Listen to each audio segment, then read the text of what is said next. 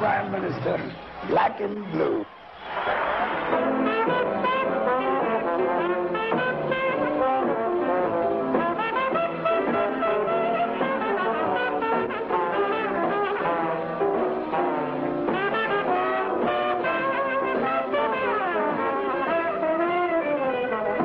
Old empty bed, springs hard and laid, feel like old Ned, wished I was dead. What did I do? Be so black and blue. Even the mouse ran from my house. They laugh at you, and so you too. What did I do to be so black and blue? I'm white inside. That don't help my case. Inside, can't hide what is in my face for by those I would it end. Ain't got a friend. My only sin is in my skin. What did I do to be so black and blue?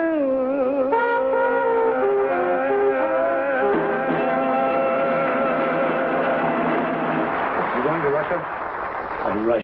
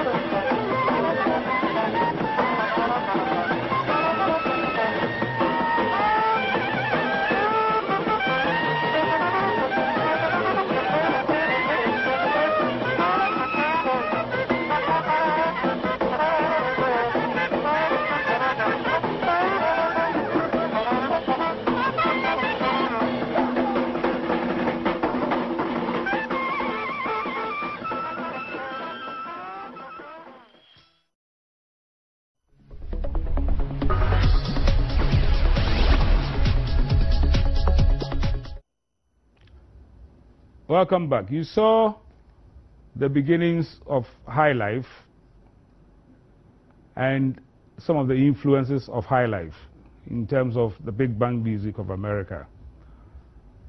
Joining me tonight, we want to share with you where is Highlife and where did it come from. I've spoken to many people and I said, oh, you're in the music business, where is Highlife from? And many of them stare you blankly in the face. You enjoy the music? Of course we do. So tonight we'll spend a little time talking about Highlife, from Highlife to Hiplife, so that we get to know the roots of this music, which is probably our biggest contribution to global culture. Joining me tonight is Professor John Collins. He's a professor of music at the University of Ghana. He's a musicologist, and more importantly, the author of probably the most definitive book on our music, High Lifetime. Welcome, John. Thank you very much. We may be joined by Paulina Odro and Bessie Simmons. If they do come, we'll join the discussion. John, I wanted you to maybe spend a few minutes taking us through, with some illustrations, the origins of Highlife and how we got here up to now. Okay, this usually takes me a whole semester when I'm talking to my You've got students. 15 to 20 minutes for this conversation that we're going to have. Then I'm going to do a very highly edited version. Well, it has to be. Okay. Basically, Highlife is a fusion music. It's a fusion of course, Ghanaian or West African music with European influences, and also the music of the black diaspora, Caribbean, American music. We saw just now a picture of Louis Armstrong and so on. So it's really a fusion of three things, but of course the main thing is the Ghanaian, and then the Western and the black American and Caribbean influences were layered on top. And the very earliest type of highlife, the thing about highlife is that the name itself wasn't invented until the 1920s, but what we now call highlife can be traced back to the 1880s. So in fact highlife is 130 years old. Okay. And it started with the British trained Ghanaians to play brass band music, but they didn't want the Ghanaians to play African music. So what happened was that for a number of years Ghanaians were playing regimental brass band music trained by the British. You could say that they were brainwashed, if you like. And then along came thousands of West Indian soldiers. They were brought to Ghana to actually fight with the British against the Ashantis. They were actually involved. Are not on. They should be going on.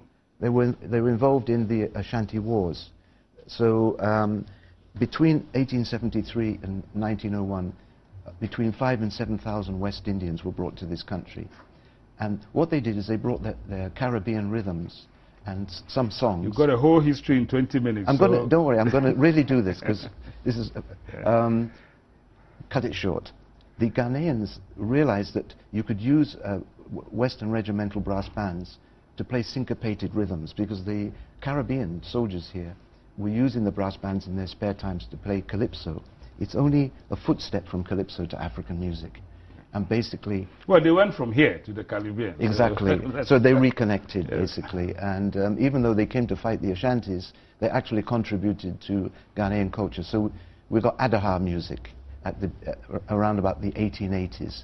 And this was the first type of highlife. In fact, this song, Everybody Likes Saturday Night, in fact, is borrowed from a Caribbean melody, but the Ghanaians changed the words. But, you know, so is that Adaha?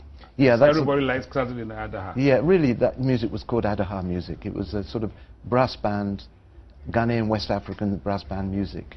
So that's one type of early highlife, and the earliest. Then the second earliest would be the music of black sailors. The crew people of Liberia, they worked out this way of playing the guitar on the high seas. So they played it, this is a Spanish guitar, but they didn't play it like Spaniards.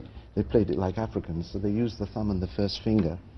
And they played this. I'll just give you one example of what they were doing. And they did this on the high seas. So they mixed up with, because they were employed on sailing ships and steamships, and they mingled with the other crewmen, picked up things like the accordion, the guitar, harmonica, and so on. And this is one style called mainline. So if you learn Ghanaian palm wine highlife, this is the first thing you learn.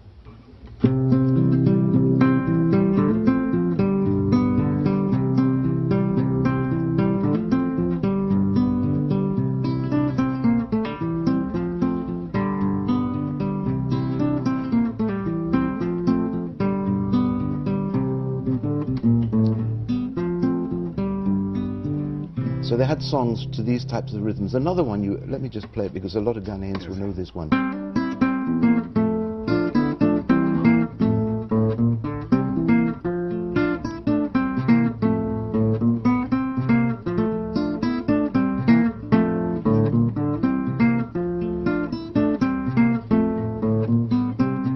This is Repete, the song the Liberians, but it was originally called Dagomba. Dagomba. Yeah, so this was the... this was part of the first or the second type of highlife? Yeah, this was even before highlife. It was sort of brought by the crew people to Ghana, and then they taught Kwame Asari of the Kumasi Trio this style of striking. Right. And then he invented, and his group invented the Yamponsa. But they're using the same technique. Because the first one you played sounded almost like the beginnings of Yamponsa. In fact, you can see it, it generated Yamponsa. Yeah. If I can, maybe I could use the harmonicas as well. Sometimes these early palm wine groups, they used harmonica because it's like a sailor's instrument. So this is the Yamponsa, which... So you're just using the thumb and the first finger.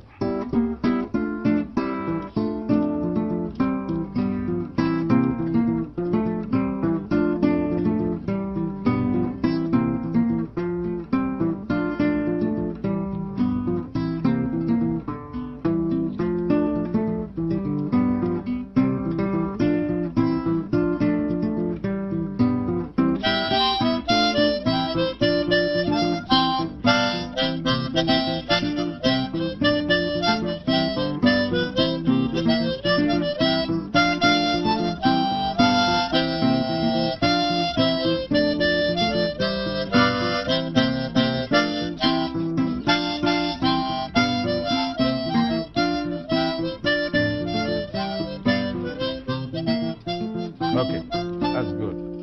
And this is Yam Ponsa, which was what first recorded by Kwame Asare and Kwame the Asare Kamasi Trio in 1928. Although it was probably written a bit earlier than that. But it's the first recorded. Yeah. They did several versions of Yam Ponsa. They did even one in 6/8. This is in 4/4 time. The 6/8 one. But it's the first time that Highlife music has been put on disc, was it? Yeah, basically, yeah. Okay, But it so was under the name. They didn't call it Highlife, and they called it. No, it was before the term was used. Yeah, called it Osibisaba. Osibisaba, which is probably where Osibisa got Yeah, its name from later yeah. on. But we'll get to that later. Okay. So let's move from essentially palm wine or this music. Adaha. Yeah, this music then moved into the rural areas, and this is when you got the Adonson style. And we were watching Konimo earlier in the program, so that style evolved from the Osibisa style from the coast when it moved inland and became the Adonson style. Sometimes Which is Adonson, which is what? It actually was a music played on the seprawa, and it was and it was transferred onto the guitar in the 1930s when the guitar moved into. Was that a second type, or so? Are we still in the beginnings of? No, that was. It was a little bit later. Like the original Fanti style was, say, around about 1900. But when it moved into the villages and rural areas, say around Kamasi or Brongahafo, Kwao, then you got the Adonson style. So when did we transform to say Joseph Sam and the Kumasi Fanti trio? Is that the second type? No, that would be the early type. The early type. So they were Fanti. Actually, they're called the Kamasi Trio, but they weren't from Kamasi. They were Fantis. They were Fantis, yeah. So we have the still image of the Kumasi Trio. Yeah. You know, then. So when did they translate to the second form? The second form would be which? This would be the Adonson style in the villages. So this was about maybe 10, 15 years later. So the guitar was taken into the villages in Ashanti or Brongahafo and so on, and then it met the seprawa and took over from the seprawa, and then this more indigenous style. I mean, I can just play you a snippet. Yeah, play that second type.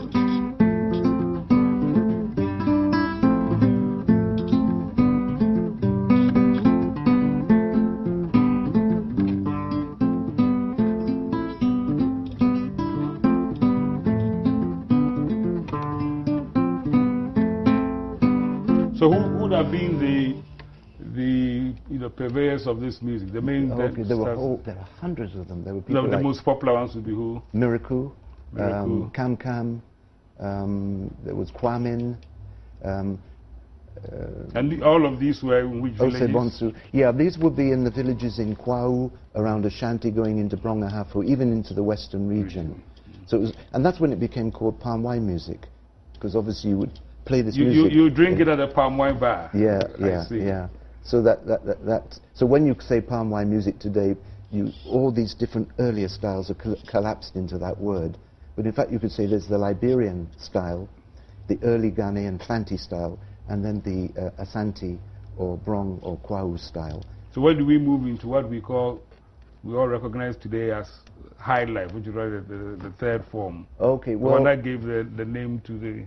Yeah, that was a completely separate thing altogether. It was the ballroom orchestras of the local elites. So they were playing ragtime music, foxtrots, quick steps.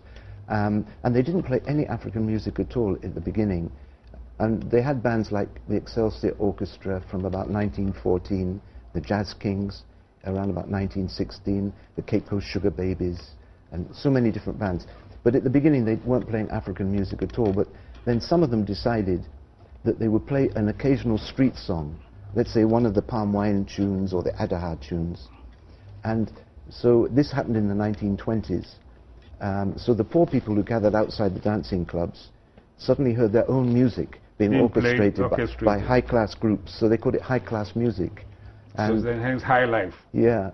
And a funny thing about this is that Nkrumah tried to get rid of the name Highlife in 1960. You know, he thought it was too colonial or English. And I think, of course, it didn't work because it was too late. Highlife had gone through into the world. They couldn't change the name. But who would have been the main, artists? I mean, apart from Excelsior. Oh, there were many. I mean, this is where people like E.T. Mensah and King Bruce and Tommy Griffin got their training as kids. Yes, right. There were these, for instance, E.T. Mensah's older brother, Yebwa Mensah, had the Accra Orchestra. Teacher Lamptey had an orchestra called the Accra Orchestra, and I think Yeb was called the Accra City Orchestra. So typically, what kind of songs would, let's say, the Excelsior Orchestra play? They didn't really play much Highlife. You know, I've only managed to get 4 recordings of Highlife songs that all these dance orchestras in the 1920s and 30s played, because they were mainly doing covers of Western music. But Excelsior were playing till late into the 50s, almost 60s. Were they still just playing Western music? No, by then they would be playing. Yeah, because they were in competition with the Tempos and other bands. But in the early days, they didn't really play much Highlife. But luckily, I mean, the name sort of got coined. So a lot of people think that Highlife was invented by rich people. It was actually invented by sailors and soldiers and poor people, street people, but the name was invented in the context of the... Well, it would have been rich people because they would be playing local songs in their big clubs, wouldn't it be? The Excelsior wasn't exactly where your average Nima person would go for a dance. Or no, but they go out on go out and listen to it on the outside of the club. Yeah, with their girlfriends and eat Kelly Welly. And so where would E.T. Mensah pick up from there? Because E.T. was a much smaller kind of thing. What happened with E.T. Mensah was that he was a youngster in his brother's orchestra, yes. And also he was taught by teacher Lamptey in the Accra Orchestra as a schoolboy. So what happened is, as he grew up, the war occurred, and a lot of British and American soldiers came into Accra and Ghana generally, and they brought swing music, a different style, and they set up swing bands. There was one called the Sergeant Leopard and the Black and White Spots, and another one was the Tempos. It wasn't E.T. and the Tempos. Yeah, it wasn't even set up by E.T. It was set up by Adolf Doku. Can you illustrate E.T.'s style in the it's sort difficult of on a guitar. Yeah, I mean I can play all for you, but if you wish. Play all for you, because that's one of his songs. Yeah. That one of. Okay. But of course you have to imagine there's a full orchestra. There's a full orchestra playing in the background. Yeah. We'll play this and then we'll take a break.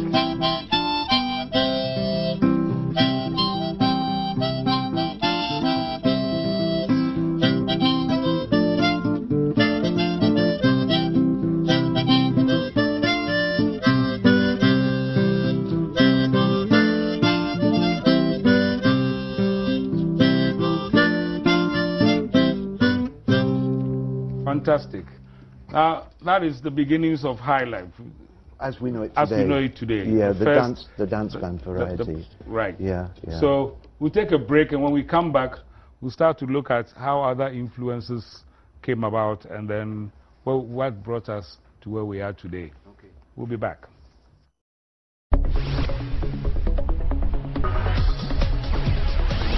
It's just time to be joined by my second guest, Bessa Simon. Welcome, Bessa. Thank you. For those who don't know Bessa, well, I think everybody should know him because he has a very long history. Great keyboard artist, member of the legendary Osibisa group.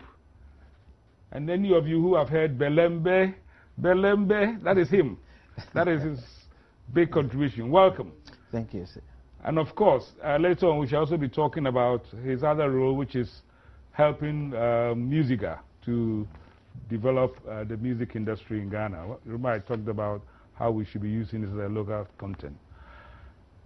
This is a very good time to bring you in because you were part of the exodus of Ghanaian musicians who went into Europe at the time that the country became a little bit difficult. So I'd like you to talk to us a little bit about the internationalization of Highlife, Sibisa, Berger Highlife, Bembraco. That was a very important phase of Highlife development. So maybe you can, since you were part of it, both in terms of an active participant and also living it, maybe give us a little history of that. Yeah, I think before that, you know, Ghana was very vibrant with live music all over, with a whole lot of musicians all around. You know, namely guitar players, drummers, keyboard players, and artists who were recording. But when the time came for people to leave, you know, most of the musicians left because there was no job. There was no venues. no nightlife. And you know, music also goes with nightlife. And at 6 o'clock, everything should come to a halt. Hence, so many musicians leaving the shores of Ghana. But when people left the shores, they didn't put down their tools. No. They still played music. George Darko and Co. went to Germany, and they came back with Burger Highlife. That is Highlife now being played with drum machines, synthesizers, you know, all kinds of modern gadgets came in. So who were you playing with before you left here? Oh, I played with first of all, I played with a band called One Two Azuri. What? I was a young person. I heard of all those. Yes, with Tommy Darling. Yes. Yes, with Tommy Darling. I played with One Two Azuri, and I led a band called the Dutch Bengals. Okay. Then I played with C.K. Man and the All Masters, where we had Papa Youngson, Osei Tutu, Juwelaka. They were all in there. And I think the last band I played was the Third Eye.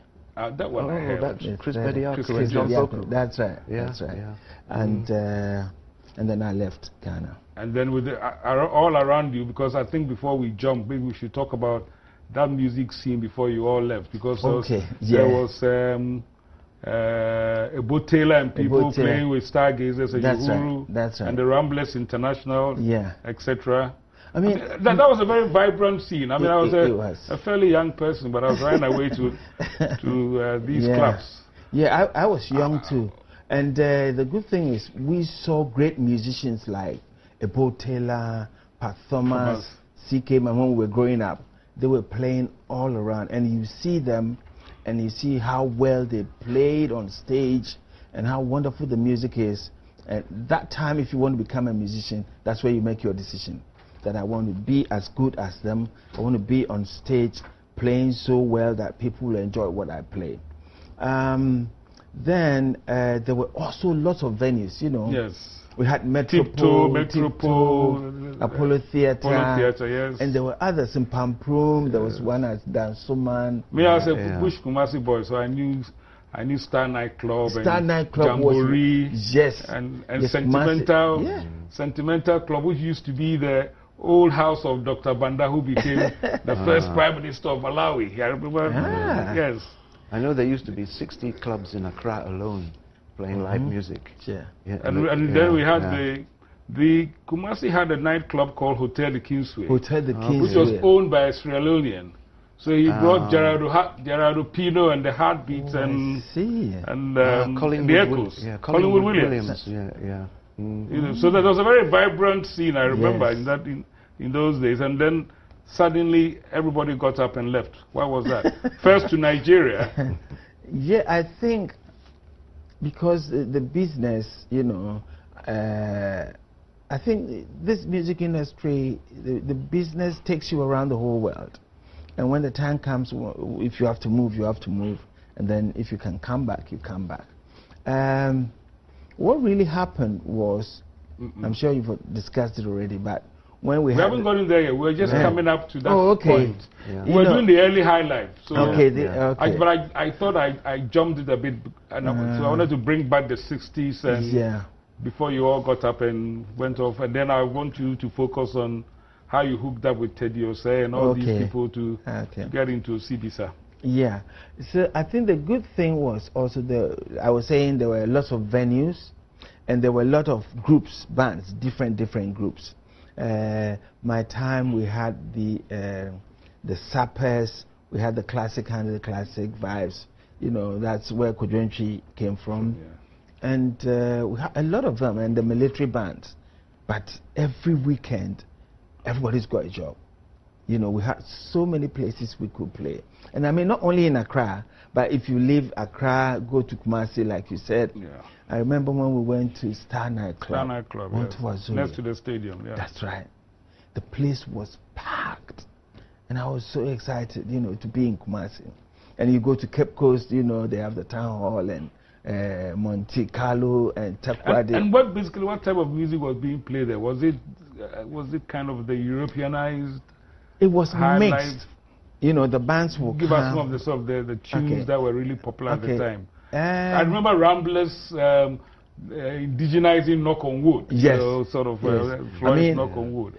I remember, talk of Ramblers, anytime you hear Ramblers play, it was such a big band sound, and they sounded so modern.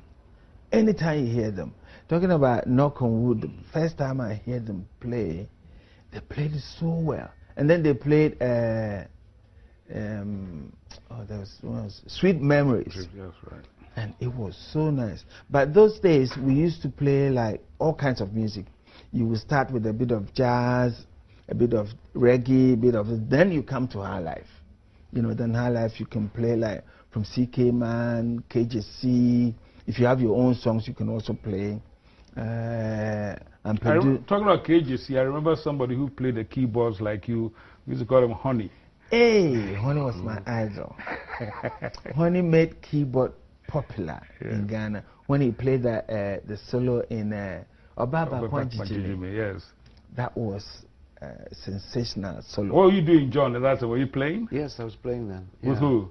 I was playing that. I played second band to Uhurus at one point, about 72. I was playing with the army band, the Black Berets, and then I had my own band. Yes.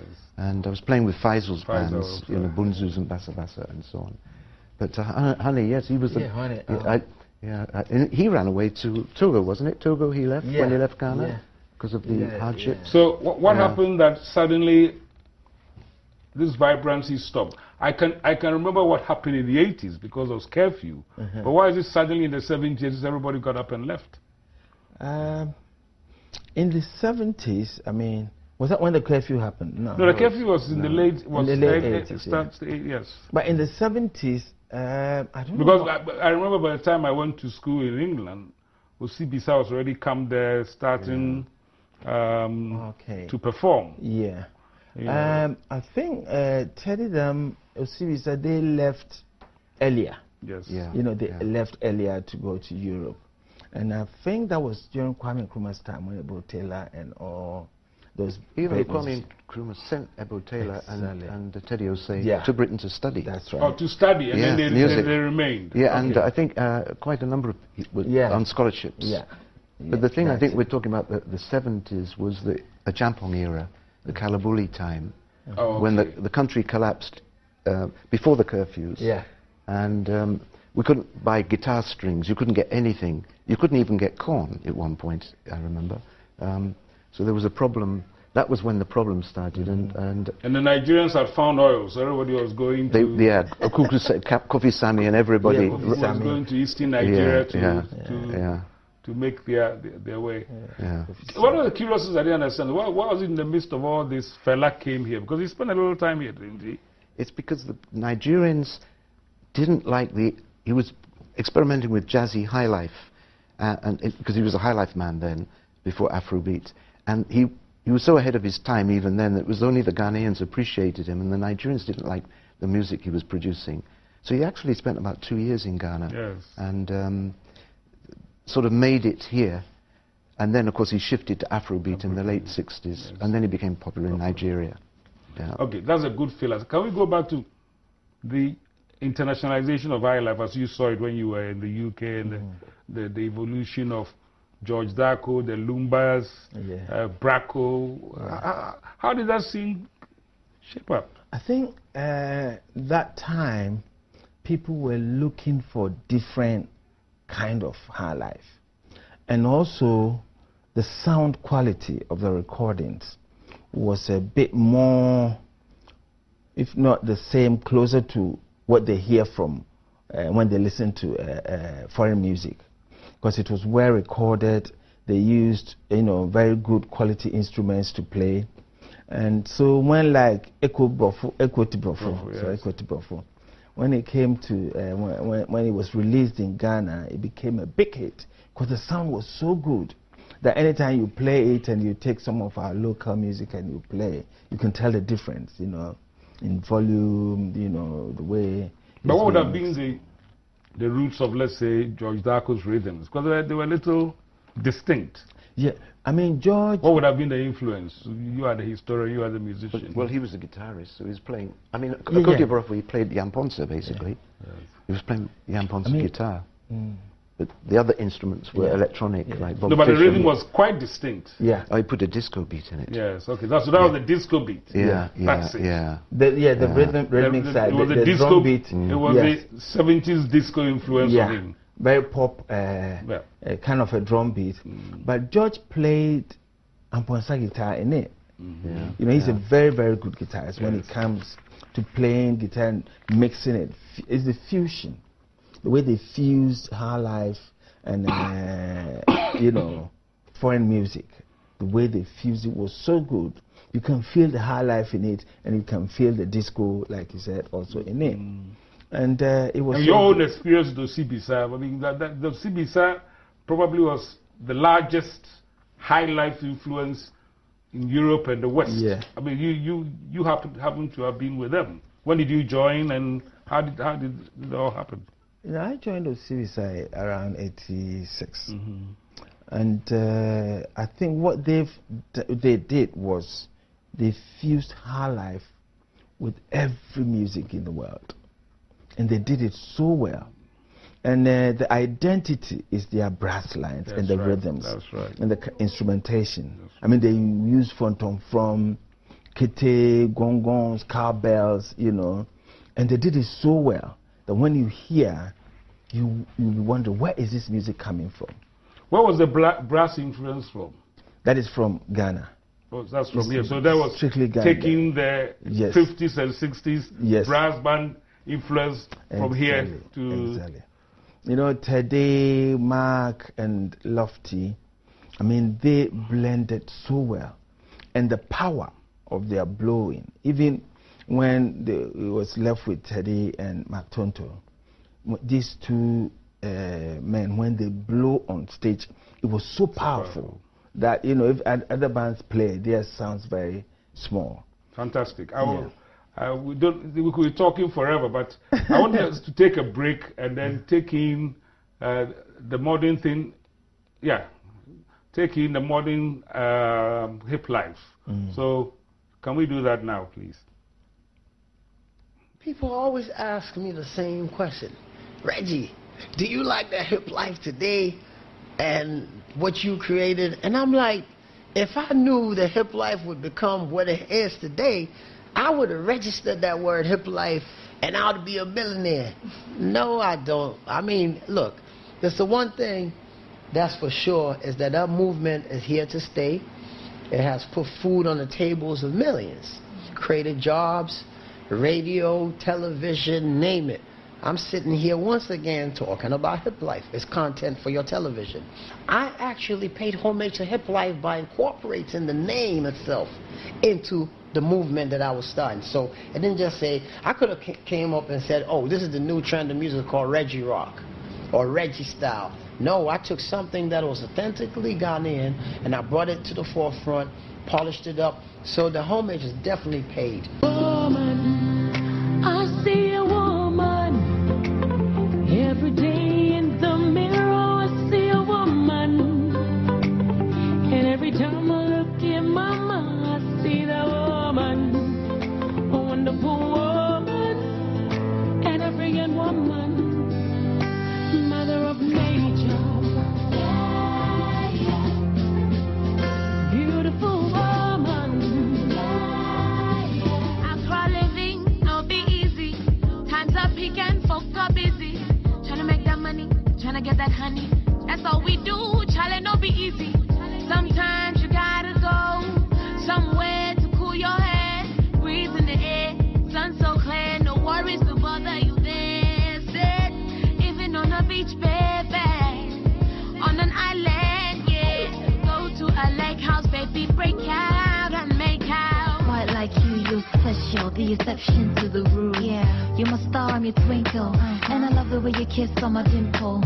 Yeah, wanna party just to talk. Don't say we no go last, then say we just to walk. They wanna imitate us, cause they can't, they're trying to separate us. Yeah, our bond is so strong. When the song ends, the music still goes on. One boy, one girl, one heart, one love, one world. You're that one girl. You're that one girl. You're that one girl.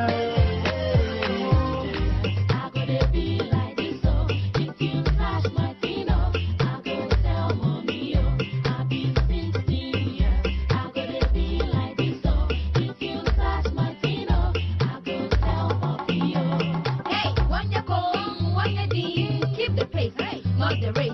Check me out, but don't be silly. And then there's a 16. But you may need my sweet things. When your body, you know, be big deal.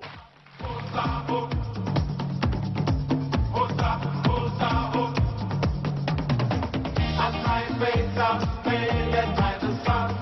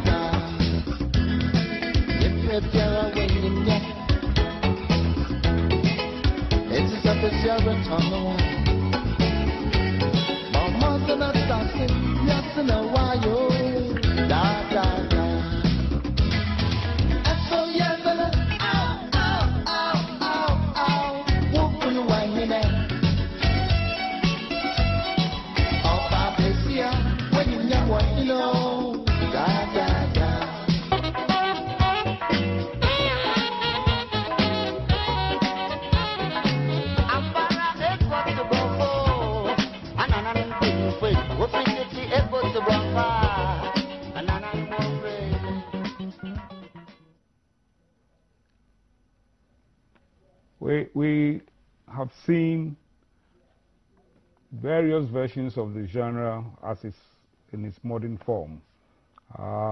It has developed from essentially palm wine to now it's got international influences from all over the world. But what we need to be concerned about right now, and I think I want to end up this discussion, is this, or this whole thing. For over 100 years, we've been influenced by what we call high life in its various forms. One of the things I worry about, and this is coming to you as musiker, for example, a lot of the musicians finish up in penury and in poverty. And I want to know how we are trying to cash in on this brand Ghana product to make sure that we can actually do something for those who make us happy. But before I get into that, I want to ask you a very, very direct question. We have almost 300 radio stations in this country, 20 television stations. They are playing everybody's music from all over the world with no respect to the copyright laws of the world. They play without paying royalties. How is Musica looking at this particular thing? And how do you think you can expect to generate revenue for your members from the sweat of their labor if the whole country is operating in this lawless manner? This is a topic that always saddens me because I know exactly what should be done. I know what it is like. We have a copyright office also. Yes, we have a copyright office. I've experienced it. And no matter how hard everybody tries, we always come back to square one. But I think now what's happening is we've got Gamro, who are supposed to be like the publishers, like the people who are going to be collecting the royalties and give it to people who have signed their rights to them to collect it for them. One, the structures are not in place. We don't log music, so we don't know how many times they've played somebody's music. Two, but the law elsewhere requires those who play to do the logging. Exactly. And also, I think the media, the people who play the music themselves, are not friendly enough to sit down and say, hey, we have to do the right thing. These two parties will have to come together to do the right thing, make sure, because other than that, these young musicians are also going to grow up and become the same. You lived in Europe. Yeah. You know that nobody respects the law unless the police are looking after them. Exactly. We live in a country where nobody, not even those we have voted for, seems to live by the law. I mean, because I'm concerned about how our musicians and all those who make us happy, footballers, etc., finish up in penury when they finish. And we can't expect equity if we play people's music and we don't pay for it. Yeah. We have to do the right thing. I mean, for example, what Musica is doing now is we are supporting Gamro in any other way to make sure that when the time comes, they have the elections and then Who is Gamro? But what's their full name? Oh, Gamro is Ghana Music Rights Association. They collect royalties. It's like PRS in the Are they collecting? If there's no monitoring of the airtime? Exactly. These are some of the things. I mean, they are trying. What representations have you made to government? Because, you know, part of the people enjoying single spine salary are the people working in the copyright office of this country. What are they saying about these things? Well, they're saying they've got... there's a law? Yeah, there's a law. And, I mean, people who are breaking the law. I mean, this has happened at a time where piracy is at its peak. And all over the world, people are trying to fight piracy, but they can't. Because let me set it in the context. When I remember when I first came back here, there was the whole thing about is it payola you called it? Yeah. Whatever happened to all of that? Payola and the little yellow stickers that were put over all those cassettes. The banderoles. Bandora, whatever it was. It never really worked. So how are we protecting the musicians, the creators of Highlife? How are we protecting them? Well, I can tell you what they're doing in Nigeria at the moment, if you want to know. Okay, fine. But Nigeria is not too far from us. One of the music unions there has cut everything short. They have a law like Ghana, which it's illegal to not pay people for their music. So they have a room where they put people down at radios, logging the radios themselves, and then when they find the companies that are not paying, they take them to court.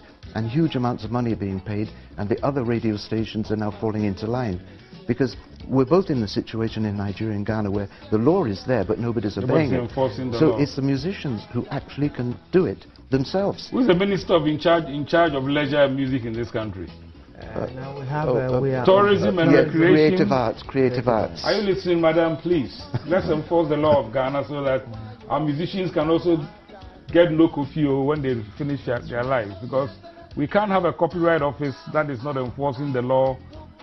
And, you know, I think there's at least 280 active FM stations now. And 22 radio stations, all playing Highlife music for free. And it's very important now because CD sales are down because of internet piracy. That's right. So nobody can make CDs in Ghana anymore. So this source of revenue is really important to music. Down. Yeah. So what is music actually doing now in terms of trying to promote musicians in Ghana? Well, I mean, music, we are trying. You know, now we have Gamro, and Gamro will soon be on its feet and operating properly. So we are supporting them to have all their structures in place so that they can go to the radio stations and the television stations and make sure they lock the music they use. I'm saying the music they use, you know. So that at the end of the day, when the people come for the royalties, they will say, they play my music 13 times and this is how much you get. But I also want to advise the young musicians, young and up-and-coming musicians. Today that you are making hits, if you are not getting your royalties being paid by the radio and the television stations, you are losing a chunk of your pension and everything that will set you for life. So please get interested and ask questions why we are not getting royalties in Ghana. Good. For those of you who pay top tax, please start paying your royalties and make sure that our musicians will survive so that Highlife may move on to another genre beyond Hiplife. Tonight you've been hearing Professor John Collins, author, musicologist, and museum keeper. And Bessa Simmons, who is great musician, helping out, trying to sort out everybody else. And just in case you think that Tarzan is being too low again, talking about things he doesn't know anything about, I'm the publisher of John Collins's books, the Highlife Time and other books, and a new edition will be out before the end of the year. We've had many technical challenges today. We had hoped to spend more time listening to music than to hearing us talk, but at least it's also offered us an opportunity to learn about a little bit about where Highlife is started, where it has developed. We didn't even talk about the fact that Jerry John Rawlins's curfew was the progenitor of gospel music, because it was only in the churches that people could sing and dance. We learn a little bit more every day. We shall be back to this subject. Thanks for watching, and good night.